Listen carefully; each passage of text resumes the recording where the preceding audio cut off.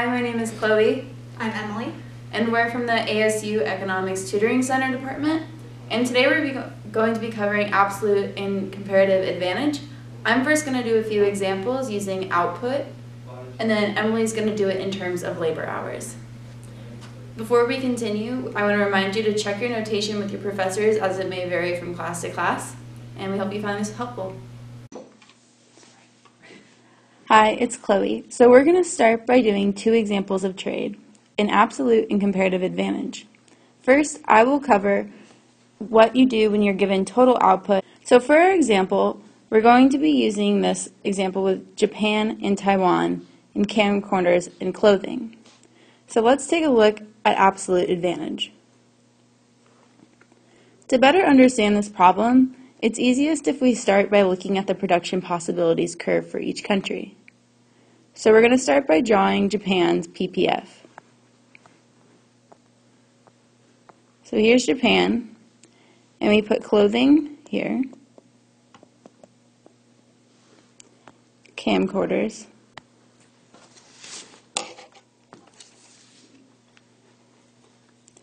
so Japan, a good way to look at this is 20 camcorders or 4 clothings. So on the PPF, Japan would have 20 camcorders or 4 clothing.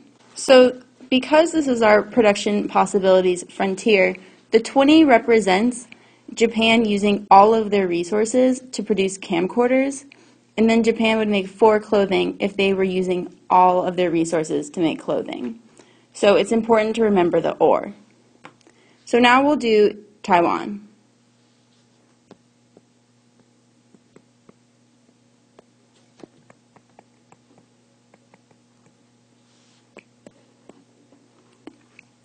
So Taiwan can produce 10 camcorders or 10 clothing. So using all of its resources to make camcorders, Taiwan produces 10. And using all of its resources to produce clothing, Taiwan can produce 10 clothing. So this is Taiwan's production possibilities frontier. Now let's move to the question. Question 1. Which country has the absolute advantage in clothing and in camcorders? So our first example, we're looking at absolute advantage. Absolute advantage is defined as a country that can produce the same amount of output with less input relative to the other country. Simply put, who can produce more total output? Absolute advantage is a little bit easier than comparative in that we can look at the graph, or not the graph, the chart. So here we can see that Japan can make 20 camcorders, which is more than the 10 that Taiwan can make. So Japan has the absolute advantage in camcorders. Now let's look at clothing. Here we see that Taiwan can make 10 total clothing using all of its resources versus the 4 that Japan can make. So Taiwan has the absolute advantage in clothing. Now we're going to take a look at comparative advantage. Question 2 reads, which country has the comparative advantage in clothing? So for this question, we're looking at comparative advantage and specifically at clothing. Before we start, comparative advantage is defined as a country that has the lowest opportunity cost to produce some output relative to the other country. Simply put, who can produce some output at a lower opportunity cost? So opportunity cost is key when we're looking at comparative advantage. So to start, we're looking at clothing. So we want to see what Japan can make at clothing with the opportunity cost of camcorders. To do this, we have to look at the opportunity cost of producing clothing.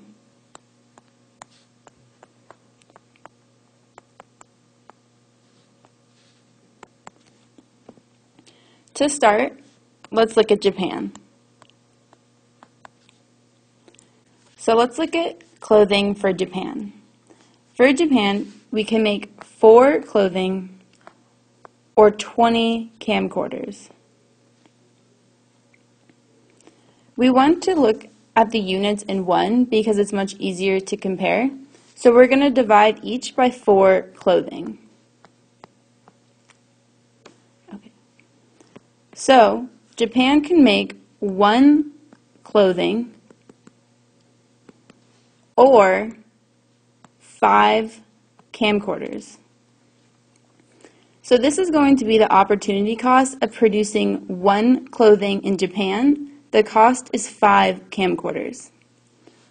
So now let's look at Taiwan. We're going to do a similar thing here. So in Taiwan, they can make 10 clothing for 10 camcorders. We're still going to do the division by the clothing number to get our units equal to 1. So Taiwan, 1 unit of clothing can be produced or 1 camcorder.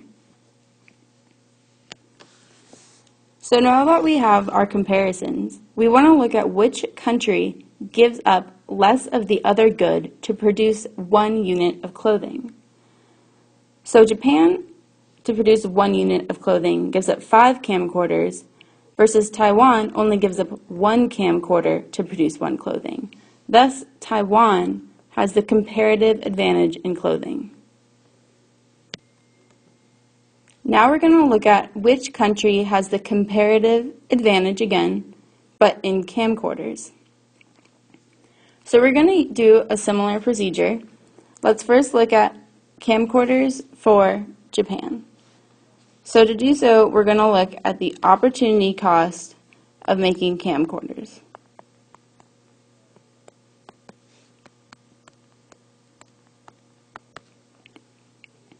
So Japan can make 20 camcorders or 4 clothing. So 20 camcorders or 4 clothing. Again, we're going to divide by 20 to get our units in terms of 1 camcorder. And we have to divide both sides.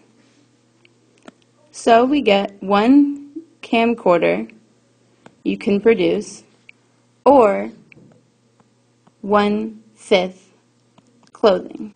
So the cost of 1 camcorder in Japan is 1/5 clothing. Now let's look at Taiwan.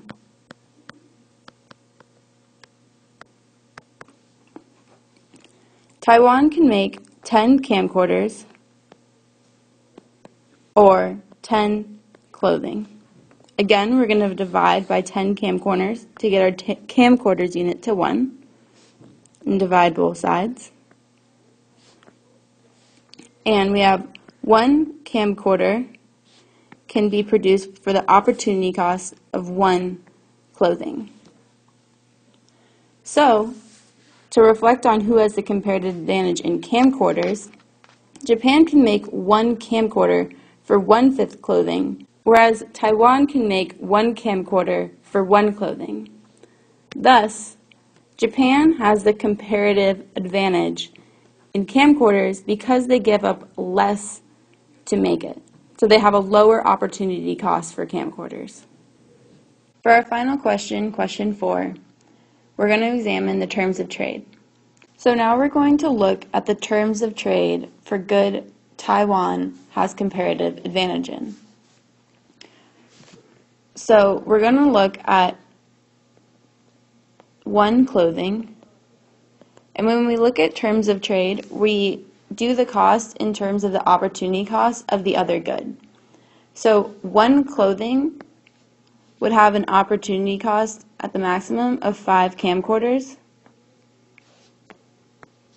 and then 1 camcorder.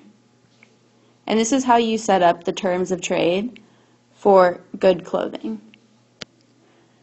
So this 1 camcorder represents the lowest that can be charged because this is what it's costing Taiwan to produce the clothing, so they wouldn't charge less than that. Likewise, the 5 camcorders represents the highest that can be charged, because if they charged over 5 camcorders, Japan would just produce the clothing on their own.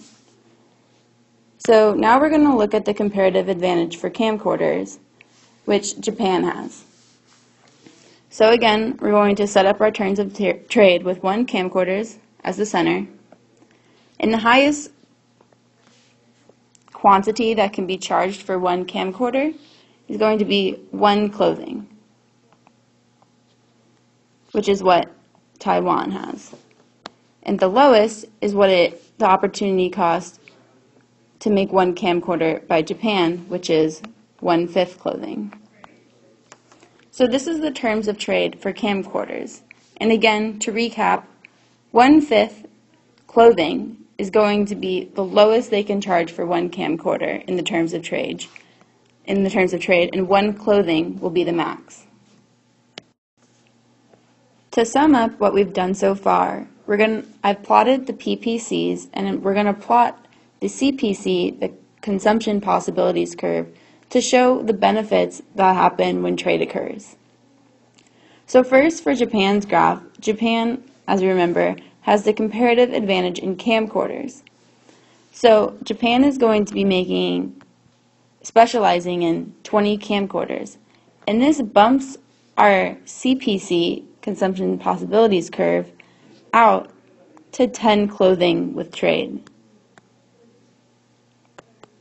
So our CPC looks like this.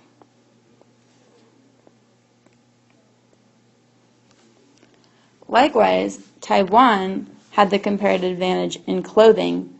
So with trade, Taiwan would specialize in clothing, and this would bump their CPC out to 20 camcorders.